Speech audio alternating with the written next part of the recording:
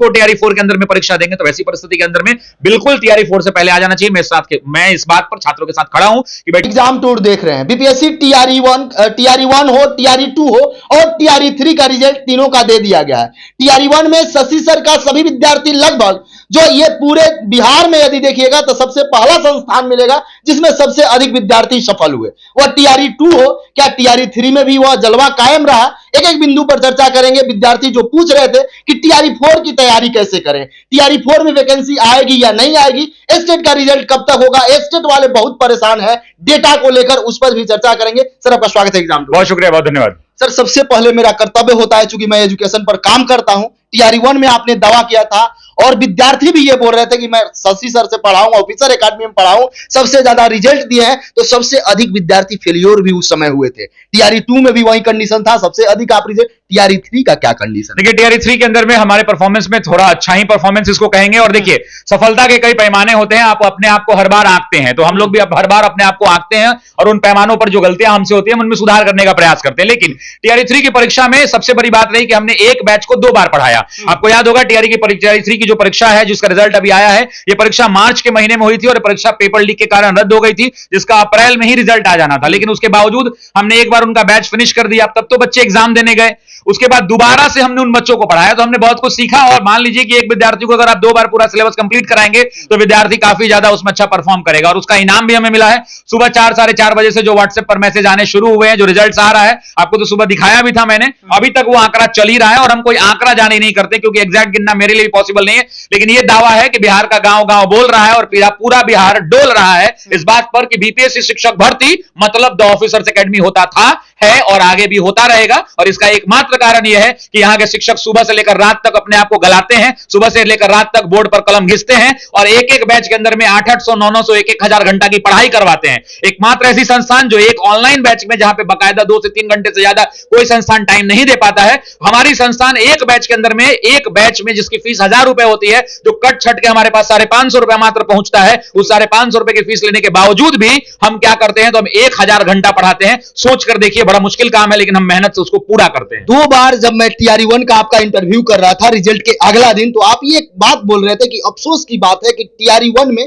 Material उस तरह का नहीं था, मैं व्यवस्थित किया, उतना रिजल्ट दिया, यदि मटेरियल रहता तो उसको दोगुना कर देते, क्योंकि सीट खाली रहा। आप भी उस पर अफसोस जाहिर कर रहे थे। टीआरई 2 में उसकी भरपाई कर लिए, क्या टीआरई 3 में जो भरपाई की कितना आसान था? टीआरई 1 से लेकर टीआरई 3 तक भरपाई। देखिए टीआरई 3 के अंदर में चैलेंजेस बड़े नए थे, क्योंकि हमने जब पहली बार पढ़ाया था इनको, तो हमने पहली बार पूरे सिलेबस को कवर कराया था। लेकिन जब मार्च में पेपर लीक हो गया, पेपर रद्द कर दिया गया, उसके बाद जब टाइम मिला तो हमने इनको स्टैंडर्ड बुक्स पढ़ाए। हमने क्लास 6 to 12 की पूरी एनसीईआरटी इनको क्लास के अंदर में कराया। सबसे बड़ी बात, टॉपिक वाइज इनको क्लास के अंदर में यूट्यूब पे प्रैक्टिस जो है अनरेगुलर हो पाता था। बच्चे कमेंट्स करते हैं, कोई वहां खाना बनाता है, कोई प्यार मोहब्बत की बातें करता है यूट्यूब के कमेंट बॉक्स में, तो हमने इस बार उनके प्रैक्टिस को पेड बैच में शिफ्ट कर दिया था। हमने उनके बैचेस पर काफी मेहनत की, लगभग 1500 घंटे की क्लास हमने कराई थी उस बैच के अंदर में, जिसका परिणाम हमें देखने को मिल रहा है और आज रिजल्ट के रूप में वो हमें मिल रहा है। और रिजल्ट में हमारी भागीदारी 40 से 50% ही होती है, बाकी बच्चों का मेहनत है, उनका डेडिकेशन है, उनके मां बाप का प्यार है, उनके मोहब्बत है। जिस मेहनत मोहब्बत से वो कलम घिसते हैं, अंततः वो सफलता तक उनको ले जाती है। विद्यार्थी कमेंट बॉक्स में यही कमेंट कर रहे हैं कि आप इतना मेहनत कर दे रहे हैं कि कट ऑफ बढ़ जा रहा है। कट ऑफ बढ़ने का एक रीजन आप भी है, कभी एनसीईआरटी रिवाइज कराते हैं तो कभी एससीईआरटी पढ़ाते हैं, कहीं से आए छूटे नहीं, वो चाहे लूसेंट हो, कोई बुक हो, कोई प्रैक्टिस सेट हो। क्या इस बार क्या कर रहे हैं? इस बार हमने जो है, इस बार इसके पहले हमारा रिकॉर्ड है, हमने अभी 24 घंटे लगातार लाइव पढ़ाए हैं। इस बार जो टीआरई 4 की परीक्षा होगी, इसके अंदर में हम एनसीईआरटी को पूरा क्लास के अंदर में कंप्लीट करा रहे हैं, एससीईआरटी की क्लास पूरी कंप्लीट करा रहे हैं, और कांस्टेबल के एग्जाम से लेकर आईएएस के एग्जाम तक जो टॉपिक वाइज क्वेश्चंस उनको पूछे गए हैं, वो उनको पेड बैचेस के अंदर में हम लोग कवर करा रहे हैं, प्लस स्टैंडर्ड बुक्स कवर करा रहे हैं, टेस्ट सीरीज उनको पूरा दे रहे हैं, और उसके अलावा जो टीचर के लेक्चर्स हैं, उन लेक्चर्स तो उनको मिल ही रहे हैं। तो इस बार कंपैक्ट बैच मिल रहा है, पैसा उतना ही ले रहे हैं 999 रुपया, लेकिन उनको एक बैच के बदले 3 बैच दे रहे हैं कि तुम पढ़ लो भाई। क्योंकि देखो यार, इस बात को समझिए कि बच्चा बड़ी मुश्किल से वो पैसा जमा कर पाता है। ठीक है, 1000 रुपए किसी के लिए कोई वैल्यू नहीं रखती है, हो सकता है कोई एक रात, और मैक्सिमम लोग खर्च कर देते हैं, लेकिन चूंकि वो पैसा एजुकेशन के लिए खर्च हो रहा है तो उसका उसको इनाम मिलना चाहिए। बढ़ाइएगा नहीं ना? पहले ही पूछ रहे, फी बढ़ाइएगा नहीं? फीस बढ़ेगा नहीं, लेकिन ये लास्ट होगा, क्योंकि इसके बाद बढ़ाना हमारी मजबूरी हो जाएगी, क्योंकि टैक्सेस बहुत लगते हैं। आप समझिए 18% जीएसटी होता है, 25% कॉर्पोरेट टैक्स देना पड़ता है जिसको इनकम टैक्स कहते हैं, फिर 4% उसके ऊपर से एजुकेशन सेस देना पड़ता है, लगभग 48%, 48.5% हमें टैक्स देना पड़ता है, प्लस सर्वर कॉस्ट होता है हमारा। तो जो बच्चा 1000 रुपए फीस देता है, हमारे पास वो मुश्किल 502 या 503 रुपए ही पहुंचता है। लेकिन उससे कोई बात नहीं है, बात इस बात से है कि बच्चों के सपने पूरे हो रहे हैं और हम उसके लिए लगातार प्रयास कर रहे हैं। और इस बार टीआरई 4 के अंदर में टीआरई 1 का एक्सपीरियंस, 2 का एक्सपीरियंस और उसमें 3 का 2 बार का एक्सपीरियंस काम देगा। और टीआरई 4 में जो बचा कुचा 2-4-10 को स्कूल बिहार में छूट गया होगा, उस पर भी वो झंडा लहराएगा जिसका नाम होगा द ऑफिसर्स एकेडमी का झंडा, क्योंकि हमारे पढ़ाए हुए बच्चे वहां शिक्षक की भूमिका में होंगे और वो पूरे बिहार की तकदीर और तस्वीर को बदलेंगे। और याद रखिएगा, ये जो पीढ़ियां जा रही हैं स्कूलों के अंदर में, ये पीढ़ियां या तो बिहार को इतनी ऊंचाइयों तक लेके चली जाएंगी कि पूरा बिहार, पूरा देश जो बिहार के ऊपर हीन भावना से देखता है कि इनके सरकारी विद्यालयों की सिस्टम अच्छी नहीं है, ये उनके मुंह पर एक बड़ा तमाचा कसेंगी। क्योंकि ये युवा पीढ़ी जो जा रही है, ये मेहनत से पढ़ाएगी। आने वाले लगभग हर बच्चे का एवरेज एज 30 साल होगा। 30 साल की नौकरी होगी इनके पास करने को। हर साल मैट्रिक में 15 लाख और इंटर में 15 लाख, यानी 30 लाख बच्चे हर साल बिहार बोर्ड से पास होते हैं। 30 साल अगर टीचर नौकरी करता है, 9 करोड़ बच्चों का वो भविष्य गढ़ेगा। 9 करोड़ परिवार वही परिवार होंगे, आने वाली पीढ़ियां जो बिहार की बदल जाएंगी। तो इनके ऊपर बड़ी जिम्मेदारियां हैं और अगर हम लोग इनको कमजोर करके भेजेंगे तो काम नहीं चलेगा। इसलिए ठोक बजा के भेजेंगे और इनको सफलता तक पहुंचाएंगे। मजबूत करने के लिए आप बीपीएससी ऑफिस गए और ऑफिस में पहला प्रश्न आपने ये किया था कि सिलेबस जारी हो, क्योंकि एक ऑप्शन होता है बीपीएससी के पास सिलेबस का, सिलेबस नहीं दिया जाता है। क्या बीपीएससी टीआरई 4 में सिलेबस दिया जाएगा? और एक बात मैं बता दूं, जो भी व्यूअर देख रहे हैं, स्टेट पर भी बात करेंगे, डेटा जो आउट हो चुका है, डिलीट हो चुका है, उसका क्या है, और एक चर्चा करेंगे क्या जिस तरीका से टीआरई 3 का रोस्टर कम हुआ, क्या टीआरई 4 की वैकेंसी कम की जाएगी या जो शिक्षा मंत्री बोले हैं उतना वैकेंसी रहेगा, क्या उसका डेटा है, उस पर भी बात करेंगे। सर, क्या उम्मीद है इस बार सिलेबस दिया जाएगा या नहीं? देखिए, सिलेबस की जहां तक बात है, अभी बिहार बीपीएससी पूरे भारत के अंदर में बीपीएससी ने सबसे पहली बार ये पहल की। अभी बीपीएससी के चेयरमैन सर ने हमें बिल्कुल इन्विटेशन कार्ड भेजा। पटना और बिहार के जो जाने माने 10-15 शिक्षक थे उनको बुलाया गया था। मैं भी उस बैठक में था। जब बातचीत चल रही थी, जब माइक मेरे पास आई तो मैंने 3-4 बड़ी बातें कही थी। मैंने कहा था कि भाई वहां पे कि बीपीएससी के सिलेबस का जो सेगमेंट है वेबसाइट के ऊपर में, वहां टीआरई का सिलेबस नहीं है, उसको अपडेट करा दिया जाए। तो कुंदन सर ने वहां पे जवाब दिया कि चूंकि हमें जो आयोग से सिलेबस मिला है उसमें कहा गया है कि एनसीईआरटी की किताबों में 9, 10, 11, 12 को फॉलो कर लेना है। तो फिर हमने कहा कि सर बच्चे बड़े अहोवापोह की स्थिति में रहते हैं, उसको करा दिया, जो उन्होंने नोट करके रख लिया। फिर हमने बोला था कि सर आंसर की जो है बार बार गलती होती है। आप समझिए कि बच्चा उस पे क्लेम करता है, बच्चा उसके लिए डॉक्यूमेंट देता है, तो आखिर आप किस किताब को मानेंगे? तो चेयरमैन साहब ने डिस्कशन करने के बाद कहा कि हम एनसीईआरटी और एससीईआरटी दोनों किताबों को मानेंगे, आप इस बात के लिए निश्चिंत रहें। फिर मैंने कहा कि बच्चे जब क्लेम करते हैं आंसर को, अपना दस्तावेज लगाते हैं कि इस किताब के पेज नंबर इतना से ये आंसर गलत है, तो उसके बाद उसमें रेक्टिफाई किया जाता है, लेकिन फिर भी कुछ एरर हो जाता है। उसके बाद बच्चे क्या करें? तो मैंने उनसे कहा कि सर जब आप इन 10-15 लोगों को बुद्धिजीवी मानते हैं, बिहार का प्रतिनिधि मानते हैं, आप उम्मीद करते हैं कि इस बैठक में हो रही सारी पॉजिटिव बातों को बिहार के बच्चों तक पहुंचाएं ये शिक्षक, तो वैसी परिस्थिति में हम आपसे निवेदन करते हैं कि एटलीस्ट आप बच्चों को यह मौका ना दें, लेकिन सेकंड टाइम में अटेम्प्ट के लिए शिक्षकों के लिए 2 दिन का विंडो खोल दें। तो उन्होंने कहा कि नहीं सबके लिए भी कर सकते हैं। उन्होंने बड़ा पॉजिटिव होकर बात किया। फिर हमने डॉक्यूमेंट वेरिफिकेशन के ऊपर वहां पे बात किया, तो बोले कि हमने 12-13 परीक्षाएं अभी हाल फिलहाल ली हैं और उन परीक्षाओं में ऐसी व्यवस्था की है, तो संभव है कि करा ले, लेकिन चूंकि संख्या बहुत बड़ी है तो उन्होंने क्लियरली उस पर कुछ बोला नहीं।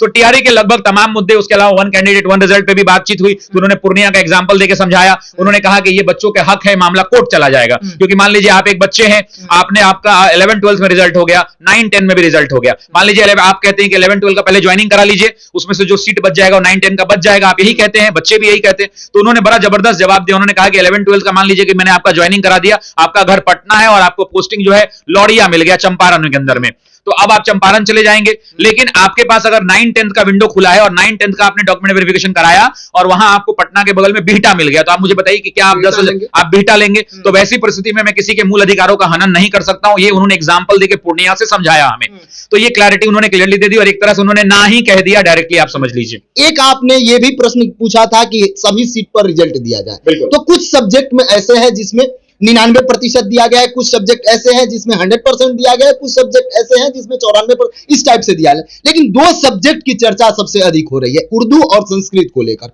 इसमें सबसे कम रिजल्ट दिया गया है। इस बात को समझिए कि लगभग 6500 लोगों ने उर्दू की परीक्षा दी थी, मान लेते हैं 6500 लोग उर्दू की परीक्षा में अपीयर हुए थे, 6500 लोग परीक्षा दे रहे हैं और 5600 सीट था।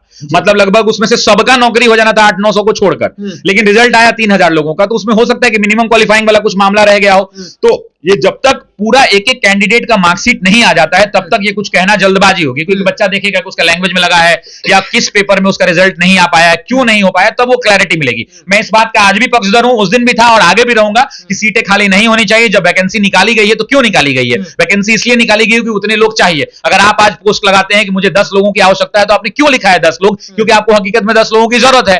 तो अगर आपने 10 लोगों की वैकेंसी निकाली है तो आप 10 सीटें भरिए ना।